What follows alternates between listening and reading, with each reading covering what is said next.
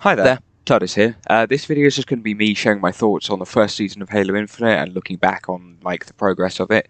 I'll be separating this video into 4 segments: the launch, Battle Pass, events, and then the content as a whole, just to see my feelings on it. Starting with the launch of Halo Infinite, if you didn't know, Halo Infinite launched about 2 weeks earlier than it was supposed to, I think. Just with the multiplayer under the label of a beta, everyone was excited and happy with the gameplay in the first few days, but as time went on, people started to realise the flaws and the problems that just sort of happened to show. There were frequent disconnects, optimization on PC was a mess. At one point, for weeks, Big Team Battle just was unavailable, you couldn't get a match in it. These will get fixed eventually down the line, but it was not a good state at launch. And then we had the issue of the Battle Pass. The Battle Pass as a concept in Halo Infinite was a great idea. You just buy it once and then you can continue working on it. Even in Season 2, you could still go back to it and continue working in it. But the progression at the start of it was awful. You had challenges to get XP, and you could only get around 200 to 50 XP from doing challenges, and to level up one level of the 100 tier battle pass was 1,000, so it would have taken a lot of time. They did fix it so you get more XP for completing matches, but at the start you only got 50 XP for playing matches. And the challenges themselves were super specific. You couldn't just get them from playing the game normally, like in MCC, where they made amazing challenges that you could just do when just accidentally from playing the game. It was great. But then but in Halo Infinite, they were really menial and difficult.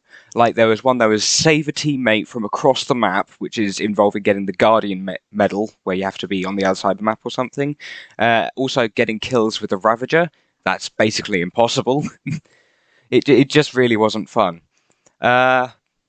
The content within the Battle Pass itself was good. You had a lot of Reach things, but they wasn't all of the Reach armor bits, which is what everybody was sort of miffed about. Some of it got put in the Battle Pass, and all of it isn't even out. We don't have the Mark V helmet or the CQB helmet. And that's fine. Well, not really. But it's fine to have a lot of the Reach content in the Battle Pass because it was the Heroes of Reach season, but it meant that a lot of the Mark 7 armor pieces got neglected to the shop. There were a few good helmets that were within, helmets and shoulder pieces that were in the Battle Pass, but a lot of it was negated to the shop, and that was not good because bundles in the shop were ridiculous. It was about £20 to get one set of armor. It was not a good place to be. There was just a lot left to be desired. There were ways you could get free bits of armor using the events. We had 4 or 5 different events, the main ones being Fracture Tenrai, which is the Samurai Armor Core, and you had Cyber Showdown, the tactical one. I can't remember the name of that one, but yeah. They were week-long events that allowed you to get free gear by doing specific challenges in the event game mode. For example, Fracture Tenrai was Fiesta, Cyber Showdown was Attrition. Unfortunately, that game mode was only available for that week that it was there, and it was a really cool game mode, but you could not play it again after that event was over.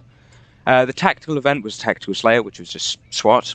They were good in concept, but they did not work well. The Tenrai challenges for Fiesta got rather ridiculous when you had to stop enemy killing sprees, which was just a really situational thing, and you have to rely on the other team doing well, and it's just not really great.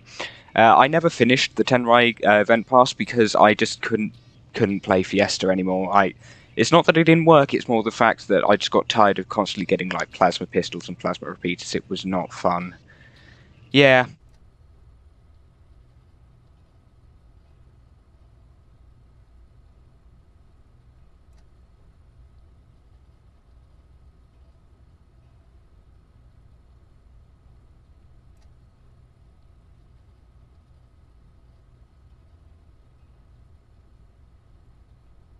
For the content as a whole, well, at the start there was a lot of stuff to do, and you had a goal to do stuff, and But after about a month, the new content just started not coming. After some feedback, 343 did eventually add more like game mode options in the browser, and you could and instead of Fiesta being locked to the 10 right event, you could now play it whenever. Same with Tactical Slayer.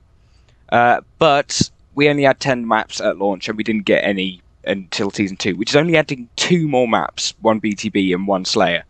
At launch, we only had 3 BTB maps and 7 Slayer maps. It would have been good if Halo Infinite had originally gone by the 3-month seasons, but this one and the next one will be 6 months. After 3 months, there wasn't any new content. Less and less people started playing, and communication with 343 stopped. There wasn't any new content. Sorry, I'm repeating my script.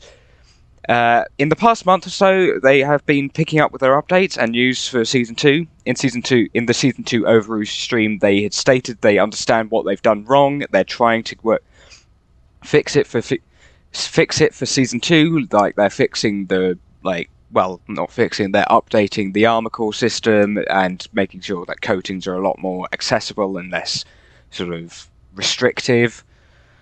So that's all we can do right now, just wait and see what they do. For me, Season 2 is launching tomorrow, so I'll just have to wait and see tomorrow and see what they do in the coming months. Thanks for watching. Please subscribe.